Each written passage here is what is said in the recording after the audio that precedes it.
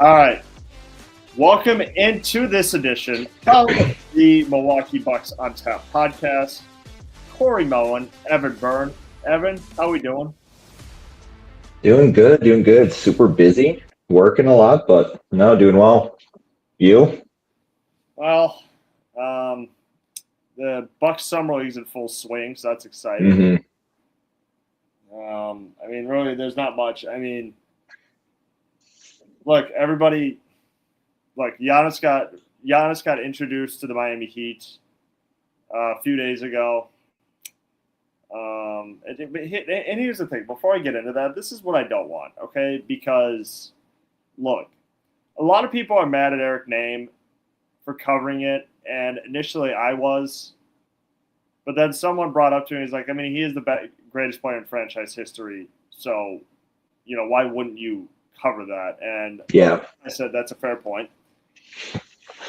I do think – I don't know. To me, that struck me as a little odd because I do think that when you're a beat reporter for one team, and again, the Athletics are going to do things differently. That did kind of strike me as odd because if you're the beat reporter of one team, you're the beat reporter of that team. Like, why is Eric Name covering a Giannis press conference? He's not a Heat beat reporter. So I get why the fans are mad about that, and they've given him a lot of stuff about, you're not writing enough about the Bucks Summer League. First of all, honestly, who cares about Summer League? I get it. It is his job. But there's not enough care in the world for anybody to really care about the Milwaukee Bucks Summer League. I'm going to go back to watch some of the games, and I have. And from all accounts, Brayden Burries has been really good. I'm not reading too much into that, though. I'm not. Okay, he's going to be an exciting rookie. And, Nate, I keep mispronouncing his last name. Is it Ament? Yeah. Ament, okay, all right. I wanted to say Arnett for the longest time. Look, they're going to be exciting. They're going to have some moments there. Tyler Hero's going to have some moments. Khalil Where's going to have some moments. Hami Jaquez, he's going to have some moments. AJ Green, Ryan Rollins. It's got a decent young core. It's just okay, for God's sakes, you're going to be Brayden Burries is going against guys who are either going to be overseas, working at Walmart, or they're not going to be. Most of those guys aren't going to be in the NBA this upcoming season. So please, let's not read too much into that. Did he play well in minutes he was given? Yes. Do I glean too much from Summer League play? No, I don't think anybody does. Anybody could look good when in glorified practice. But that's neither here nor there. Let's get into it. So Giannis got introduced by the Heat. He is going to switch his number for next year, so he's not going to go by number 34 anymore. We be switching to number 8. Do I have that? 7. 7. Okay, yeah. So yes. He's going to be number 7 next year. And so I guess, did you watch any of the introductory stuff? And what was your reaction to it? A little bit. It was just weird. I know a lot of people are commenting as Bucks fans oh, this doesn't look right, or is this still AI, whatever. But no, it was weird. But no, it's interesting to see just that whole second half or the different side of the trade once it became official, and then obviously a few days later you do the actual press conference for it. But no, it's weird seeing him not only on a different team but a different number 2. It was nice though that he said that he is not picking 34 in respect for Milwaukee. So that was nice, reassuring. But no, a lot of it just seeing it all at once and just, seeing him at the practice facility in the locker room holding up a jersey. Now it's just been super weird. And now it's very surreal. All right, it's official. It's done. I watched a little bit of it. I didn't put too much effort into it just because I didn't want to. I knew it was just going to be, can't really do much about it just because he's not on the team anymore. So I don't really want to put too much of my time into it. But now watch a little bit of the interviews, just whatever clips were posted. But now it's just weird, just again, see him in a different jersey and across the entire country. Yeah, and I think you and I could agree. Like, we're not going to obsess over it. We're gonna keep an eye on it from like a distance. But I'm not really going to be like when Aaron Rodgers left Green Bay. I didn't obsess over. Oh my God, what's Aaron Rodgers going to do or say next? Yep. I don't care. That's not my. Like, he's not on the team anymore. Like, I focus all my efforts into guys who are on the team. Okay, there's been a lot of Bucs fans out there who watch the team in a life without Giannis. This is nothing. This is nothing to us, to be quite honest with you. Like, Giannis got us a championship. Okay, it was amazing. One of the greatest nights of everyone's life. But we got to move forward. I mean, that's the thing is Giannis is gone now. Like, I'm not like to focus on what Giannis is doing in Miami. To me, that's just not healthy.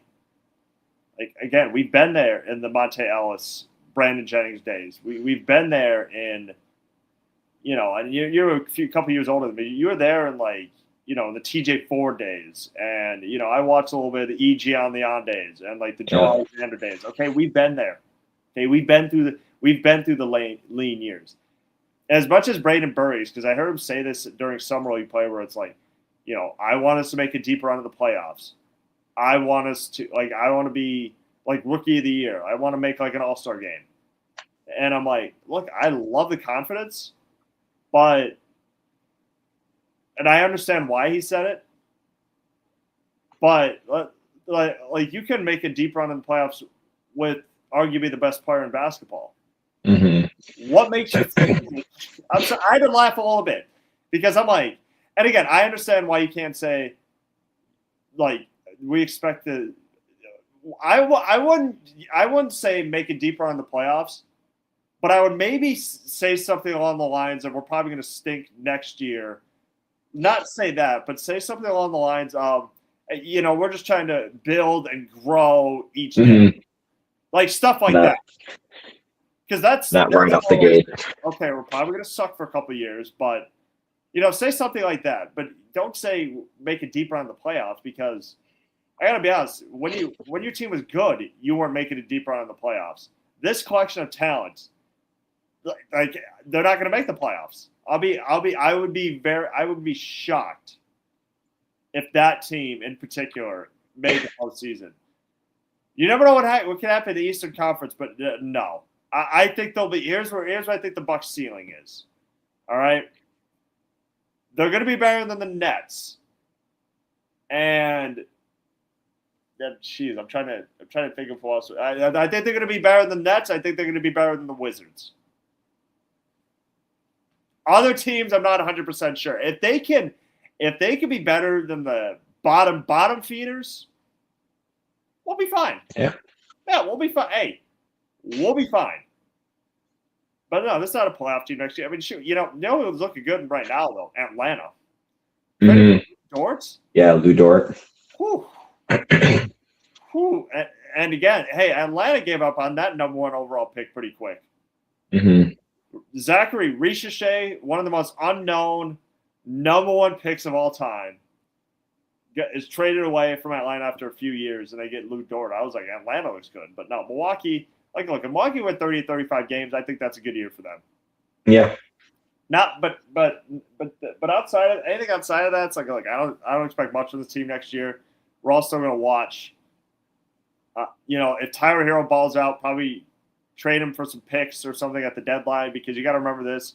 He's extension eligible, and I personally would not give Tyler Hero like a big contract, right? Because here's the thing. Here's the other thing too. That tenure did not get off to a good start. Yeah.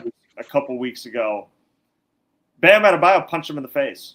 Tyler Hero allegedly said some things online he shouldn't have said about Bam. Throwing shade. Bam didn't appreciate it. Bam punched him in the face. So I was like, well, that's not a good omen.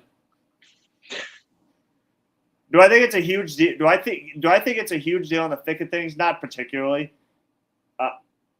But I do kind of view it as kind of interesting because, I mean, they were teammates for 7 years. Essentially came in together. Like, I think Bam came in, I think a couple of years after Tyler Hero, I think he was drafted in 2017. So the fact that, those two guys who were once like considered like really good friends, all of a sudden just they change.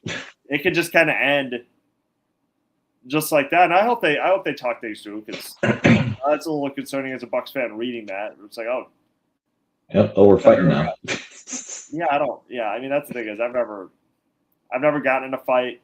Like, I've never felt the urge to punch somebody in the face. I think that's a scenario where both people are wrong.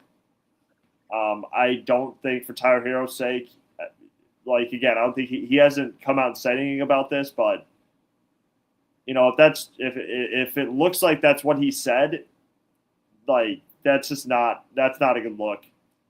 And then Bam Adebayo, never a good look to punch somebody in the face, especially over online stuff. Like, if they actually did something to you to provoke it, that'd be one thing. But you can't go around punching somebody because they gave you some criticism that you don't like. So that's not a good look either. Both are wrong, and I hope that they can hopefully like talk it out, stuff like that, because that's just, in all seriousness, that's not like a particularly good look for like anybody. Next up, the NBA. So let me backtrack it for a sec. So last week, the Bucks and Gary Trent Jr. agreed to a 4-year, $64 million contract extension, and which, admittedly, if you're a Bucks fan, I would hate that deal, because everybody immediately knew something was afoot, because this was not like just a random guy who they just gave money to. This was a guy who was out of the rotation for like 2 months last year, averaged 8 points a game.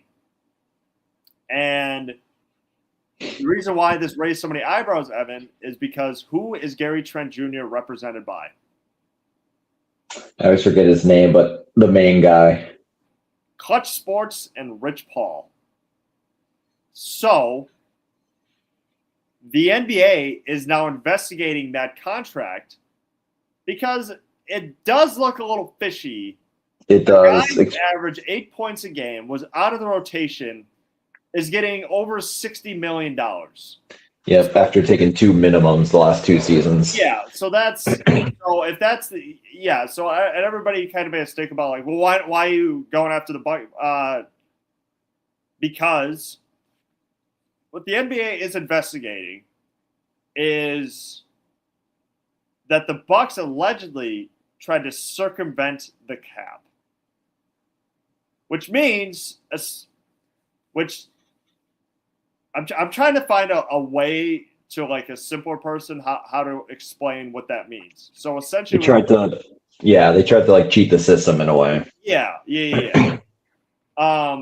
And the reason why they think, well, how is just giving an average guy $64 million because it is thought that there was a handshake deal between maybe ownership, John Horst, and Rich Paul to get this deal done. And if that's the case, the Bucks could be in trouble once again. Yeah. Now, luckily, they didn't get in trouble when Giannis alleged that the Bucks were trying to tank, that, hey, I'm fully healthy, and they're like just sitting me out a bunch of games. Luckily, the NBA was on Milwaukee's side, and they were just like, well, we didn't really find anything there. I believe the last time the Bucks got in trouble with the league, I believe it was the 2020 trade with Bojan Bogdanovic, when he got traded from the Kings to the Bucks, and I think it was the Bucks talked to him before the legal window was open, so the trade had to be rescinded, and he ended up going to the Hawks. Yeah, and they lose a draft pick from that. They did lose a draft pick from that, yes. Usually the last pick. Yes. So again, that was very, very fishy. I did come out and say I do hope the Bucks get punished for that, because number one, I don't want to give Gary Trent $64 million. $64 million. Okay, that is. I don't usually wish for bad things to happen to Milwaukee. Like if there was like a concrete argument I could make to be like, oh no, don't punish him, but it's like, no, the NBA absolutely should investigate this because that is utterly insane.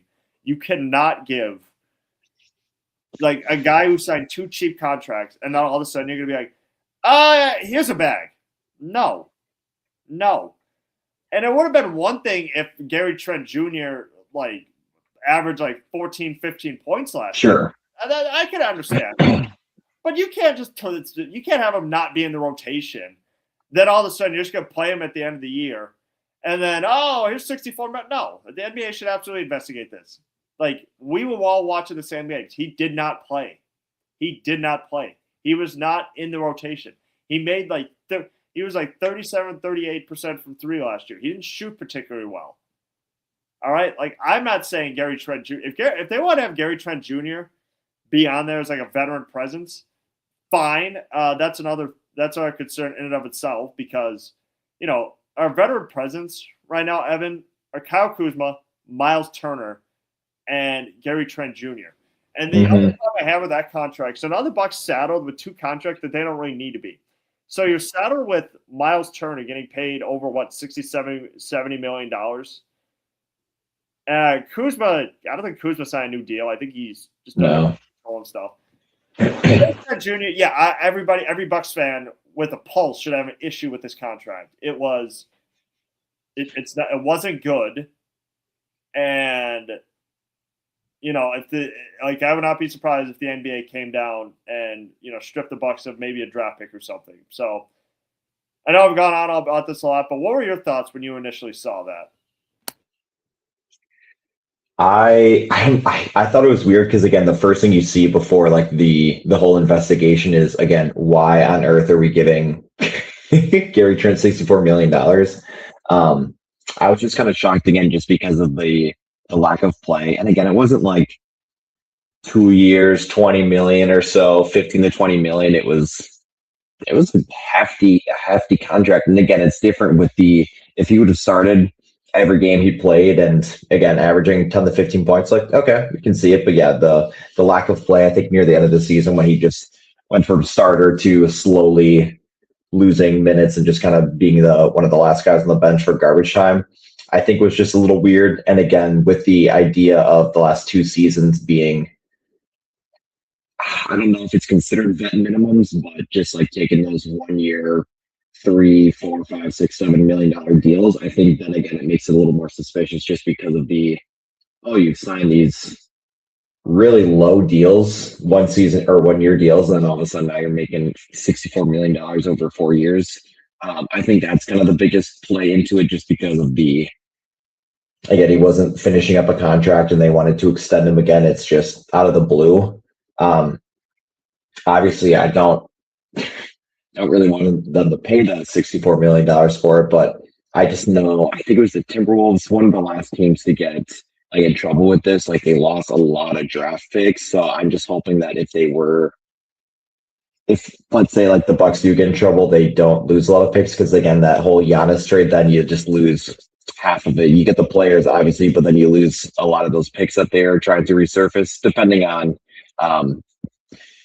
if they do it or like the intense or the extent to it, just because again, it's not, Gary Trent is a lot different than if they were to have done this with like Chris Middleton or even like Giannis, taking like these lower end deals. But again, I hope it's not like too bad to an extent, just because it's again Gary Trent compared to other all-star or high caliber players. But no, it was random just because again, I wasn't assuming he was going to come back this year, just with the amount of guards they've obviously they drafted another guard, and then they've just been signing a few more. Again, you're trading for Caris LeVert now, and I feel like we had an abundance of guards, Tyler Hero, Hawkins, etc. But yeah, then you go ahead and sign him. So it's just kind of random in the first place, but then to see the whole background to it of the suspiciousness and the investigation, it just makes it a whole lot worse. We have all this Giannis drama and he's finally gone, and now you feel like you're kind of out of the blue, and then all of a sudden, boom, Gary Trent.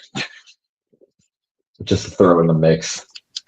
And again, maybe this is like so Bucks coded, because they do love to give mid guys like money that Mm-hmm.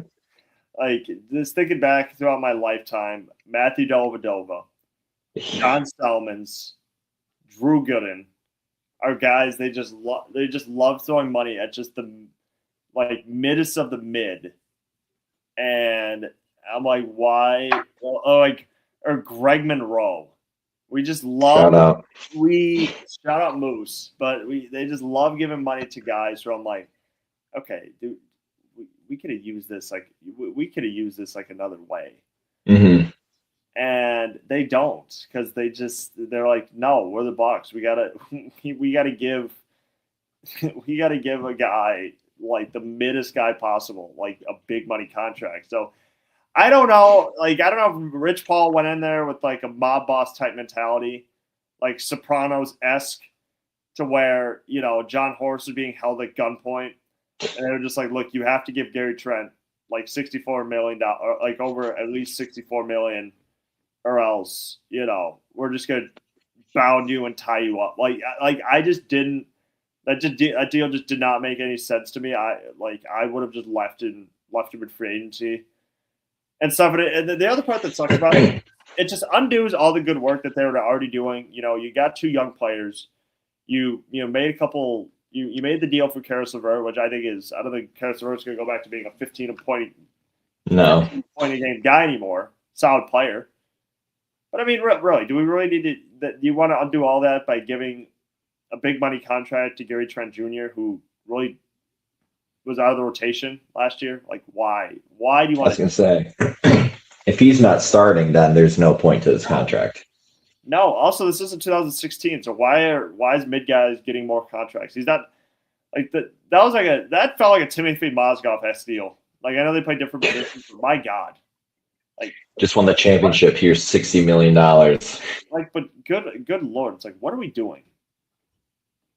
And I would talk. And all right, moving on, because I was actually really mad about the Gary Trent Jr. deal, and I would hope that they would offload some other contracts if they want to do that, because it would not make sense to have Miles Turner and Gary Trent Jr.'s contracts on the books while still paying Damian Lillard and all that other mumbo jumbo. And like 4 coaches. Yeah, you got a lot of dead cap paying off. Oh my God!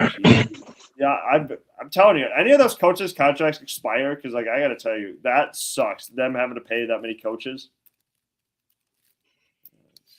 So pay more coaches than players. Yeah, exactly. Hey, allegedly they're going to be cheap. So, all right. Next up, Caris LeVert trade to the Bucks. 2 future picks. Gary Harris, Taurean Prince. That was actually part of a larger 6-team, 11-player trade. Not all together though. I think they were kind of pieces were added after. It was the Bucks.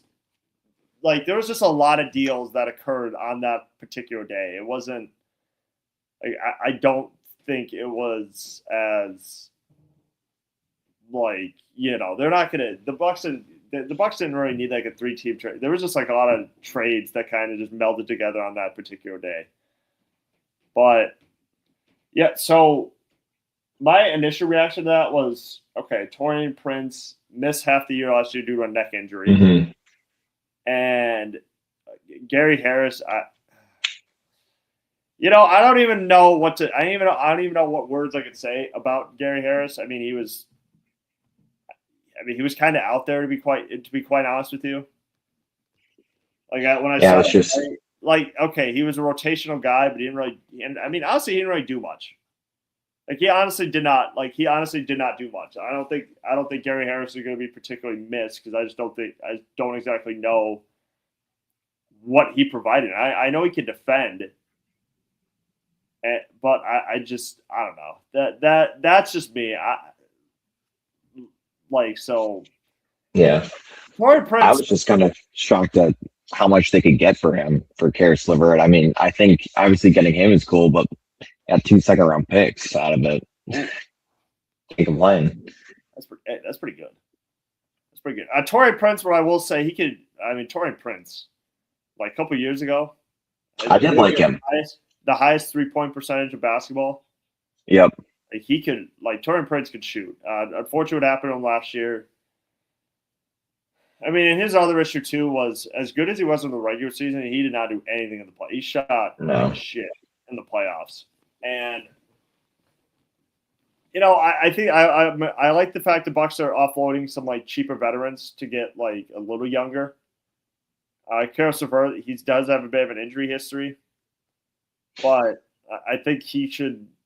I think in every lineup you need a couple of veteran pieces in there, and that could be Caris LeVert because honestly I don't know what our lineup's going to look like next year. I don't know what they're doing with Kevin Porter Jr. Is he a free agent? Is he still on the team? Because Ryan Rollins too, AJ Green, like what the lineup's going to look like next year? Is Caris LeVert going to be a part of that? Like that's what I would be interested to see. What was your initial reaction with the trade? Again, kind of like how you said, just being able to kind of, again, Taurean Prince, it sucks because, again, the last few seasons he had been so good, but with his injury prone or just constant injuries, I feel like it just kind of took away a lot of cap and just space overall. But now I felt, again, Caris LeVert, well known for the Nets, and I feel like he's just one of those guys, too, where it doesn't hurt to just get someone new and just being able to dump off against some of those not needed contracts. Again, Taurean Prince, Gary Harris, like you said, he was there. He was just there. He had some good appearances here or there throughout the season, but it wasn't like he was a key piece to. Not that they had any success this season, but key success really to nothing. So I think being able to kind of dump those guys, then again, get 2 draft picks out of Caris LeVert, including him, obviously, I feel like is going to.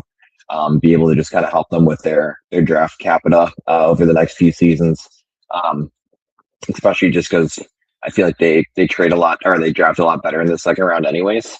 But otherwise, it's good trade pieces here or there. Any sign and trades or just being able to dump some contracts off in the future too. But that was just kind of random just because you don't really expect them to make trades. Again, Giannis happens and then you just kind of assume that that's going to be their big one, but no, it's a good addition. Obviously, just another guard that they have, but no, it'll just be a good veteran status on their team and just being able to add another seasoned guy to the roster too. Still younger as well to kind of help with the guards as well that we have. But no, it was a trade of the ages. Nothing really shifted when that happened, but. I think a lot of people really like the picks out of it too, just because with what we're going with right now and the potential rebuild, it doesn't hurt to have more picks. Yeah, because that's what they got to do. Okay, like another Giannis, like if you can, and here's what I don't want the Bucks to do either. Okay, just because you struck on Giannis, that doesn't mean you're going to be able to strike on other international guys. Which has been such their issue the last few years. And that's the thing too, is I think the Bucks tried way too hard to do that. Like, let's see, 2014. Like 2014. I mean, you get Thon Maker. Yeah, like 2014 Jabari Parker. I mean, that's the correct pick. Rashard Barnes at 15, but then you're right. Yep. Thon Maker, I get he just didn't look like an NBA player to me. No. He had some moment. He did have some moments. Don't get me wrong. To me, he was a little too skinny. I thought he was way too skinny. Like they tried to put him at the 5 with him and John Henson. Yeah, and I was like, oh, good God. And which would have been fine if the center's like 6'6" or 6'7". But there was some games against the Raptors in which they had to go against Jonas Valanciunas. I was like, yeah, you're just gonna get bodied. I'm like, dude, those Lithuanian guys aren't gonna. They don't play it. Like, dude, those guys eat like elk and stuff. Like what? Like a little meat on the bones. Well, let me tell you, those guys. Like the Bucks just needed a big. And but going back to my point for a second though, yeah, they tried to hit on Thon Maker. That didn't. So if you could try to find another Giannis and develop him, great. Don't expect it to happen overnight. Mm-hmm. And I also don't want them to be one of those teams that just sticks to American-born players. Like, try to see if you can find somebody in Europe. Because they're out there. Trust me. Yeah, I can never pronounce his name, but their second-round pick last year who signed with them, who just won like MVP in their league out in Serbia, but never know. But yeah. Try to identify and find guys like that. So. Yeah, you're not going to find another Giannis just out in the blue like that, or draft someone who you think has that potential and then just give up on them. And here's the other thing too. Even if they did, like Giannis really took about like four years before he became. Yeah, like 2016 was like his first. Like Giannis was not a sure thing right away. But I mean, give credit to his upbringing, give credit to, to guys who didn't believe in him. Because I think I did read a book about him. One of the stories goes is that Giannis was so skinny that one of his coaches called him Bambi because he was like just skating all around, and he was like, don't call me Bambi. Or, I think one of the assistants, I don't know if it was Oppenheimer or Sweeney, but it was a game they were playing against the Portland Trailblazers. Or maybe the Hornets, one of the two. Anyways, but somebody was like, Giannis, it would be great if, you had like a Nicholas Batum type of career. And Giannis was like, essentially, I would kill myself if I had a Nicholas Batum type of career. So known Buck player Nicholas Batum. Which, again, the point is, you have to get a guy who has the right makeup. The European players are out there. You just have to develop them right. Mm-hmm. You have to develop them right. All right? There was a lot of people who used to think that Europeans couldn't play in the NBA. All right? Because they're running the league right now. They're running the league right now. But before, it was like they were just not being developed correctly. Like Darko Milicic. I thought Darko Milicic, if he was drafted like 10 years later, I thought he could have been really good. Yeah, I mean, really, the only big one is Dirk. Outside of that, I can't really think of any at that time until, Luka and Giannis and Jokic show up. Mm-hmm. So, all right. Next topic up. It sounds like the Bucks have interest in the Nuggets' Peyton Watson for potential sign and trade deals. So, as the contract currently stands right now, Watson is a restricted free agent. Trying to think of who the Bucks could give up to get him. But if you guys are living under a rock, if you guys don't know what a restricted free agent is, it's essentially like the Bucks could give Watson and his representation an offer sheet. Then the Nuggets have 3 days to match it. And there's a lot of teams who the only time they really don't match is if they feel as though he's not worth that amount of money. The Bucks tried to do that years and years ago when they signed Jeff Teague, which obviously would have put Brandon Jennings. Stretch. Brandon Jennings already traded to the Detroit Pistons. Never mind. But they did try to sign Jeff Teague, and the Hawks matched the offer, so Jeff Teague obviously didn't come to Milwaukee until later. But Peyton Watson's a young player. That would give them another guard, which would mean that they would have to trade the surplus of guards that they currently have in their roster. Mm-hmm. Again, don't know who it would be because I do not give up on Ryan Rollins. Correct. I think a lot of people are more or less okay with the AJ Green because he did struggle, like in the latter part of the season last year. Like he didn't shoot particularly well. So I don't think a lot of people would mind AJ Green as much, even though I think his best days are still ahead of him. Yeah. But I just think the Milwaukee just needs young talent. I think Peyton Watson showed, like especially in the playoffs, what he can do. Like I think really highly of him. I think he's a really talented player. So, what are your thoughts on the Bucks' interest of Peyton Watson? Yeah, like you said, I think it's just tricky on the potential trade. candidates. Obviously, depending on how the Gary Trent thing goes, who knows with him. If he loses that contract, you kind of sign him cheaper and trade him. I know I think it was last year, re-signing AJ Green to I think like a $40-ish million deal. So it'd be if the Nuggets are willing to kind of take on some of his contract.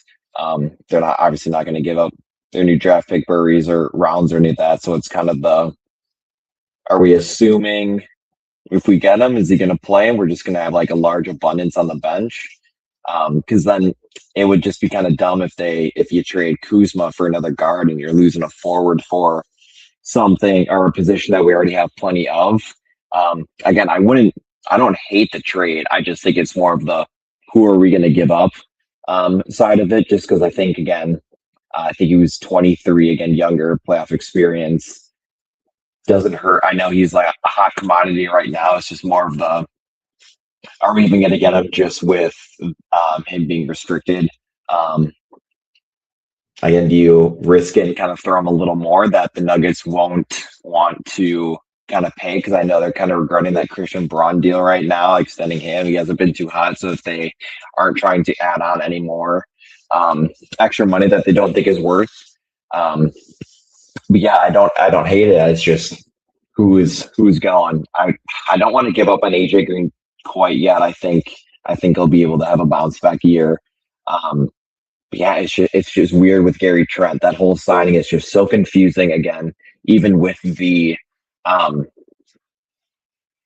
speculation of it too. Like even if there was no weirdness or investigation to it, just giving him $64 million like that is just bizarre to me.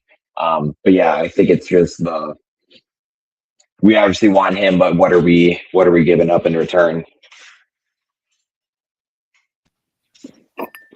Yeah, and I completely agree with you on that. Is that the Bucks are going to want to have to decide who they're going to want to give up for that. I think a lot of people are. I'm thinking AJ Green's probably the most expendable. Kevin Porter Jr. Like maybe I keep forgetting about him. And maybe like AJ Green. I think I would say right now those two guards are expendable because I think what last year proved is Ryan Rollins at this stage is a lot better than Kevin Porter Jr. at this stage. Yep. Like everybody is so high on Ryan Rollins to like just the jump his game took from 2025 to like to this past season from like when we watched him in the playoffs. Okay, when Doc Rivers just threw him out there for game one, really just to shadow and guard Tyrese Halliburton, really not known as like an offensive threat yet. And then to go into that season and like looked like he had been in the lab all summer, looked that good.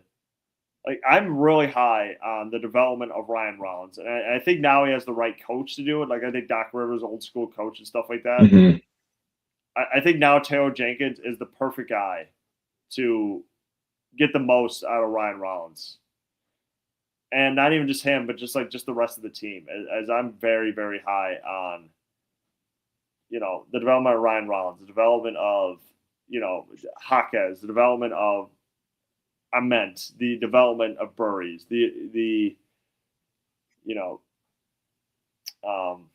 European guy. Jasper, I don't know his name. I'll have to pronounce his name and I'll have to remember it. Yep. Next time, that's our homework. Next time our homework is we got to remember the European guy. Like the development of those guys, I think that's going to be really key. And if you can add Peyton into the mix, mm-hmm. I think that would up Milwaukee's win total by a couple games. Yeah, they'll be because again we have Clearware too. Like I feel comfortable with it, and again if we can add one more younger guy like that, I feel confident with it. Again, I keep forgetting about Kevin Porter Jr. I'm totally fine with trading him. I think last year, the year that they got him halfway through from Marjan, it was a great deal. Again, didn't have to give up really anything. Balled out, but yeah, I just feel like last year was definitely very ball hog heavy, and I feel like now that Giannis is gone, I feel like it's just going to play a lot more with that mindset, just because, again, we have no superstar on our team, and it's just more of a up in the air of who's going to kind of show up. And I'd rather have more of that team basketball than just kind of playing for your own stats, essentially. So, last topic of the night, I believe we kind of went over this, but Brayden Burries Summer League performances. Do you think that's going to carry over in the season, or do you believe this is an aberration? I think it kind of depends on where they put him. He's obviously not going to be a starter. I think he's primarily a point guard, and you're obviously going to play Ryan Rounds over him. I definitely feel like he can contribute. Again, it's just so difficult just to see. Again, it's like spring training where some of these guys could have 6 home runs in spring training, and then they hit 1 for 2 months, so you never really know. But I feel like it'll transition, not as good as people are expecting, but I still think he's going to be able to contribute at least 10 points off the bench, I think. Just kind of being able to, again, play that higher competition compared to some of the guys who are just bouncing around Summer League and G League. So I feel like it's just going to be a matter of, hey, he's good in Summer League, but what does that translate to against LeBron, Luka, like all these guys? Not that he's just going to be guarding him one-on-one, but there's a vast talent, differences of talent from Summer League to the NBA, obviously. So yeah, I think it's just going to be more of the, what's his role going to be? How many minutes is he going to play? Essentially, I think he's going to contribute quite enough off the bench as a 6th man, 7th man, like that. But it'll be interesting just with, is he primarily going to be a point guard or shooting guard?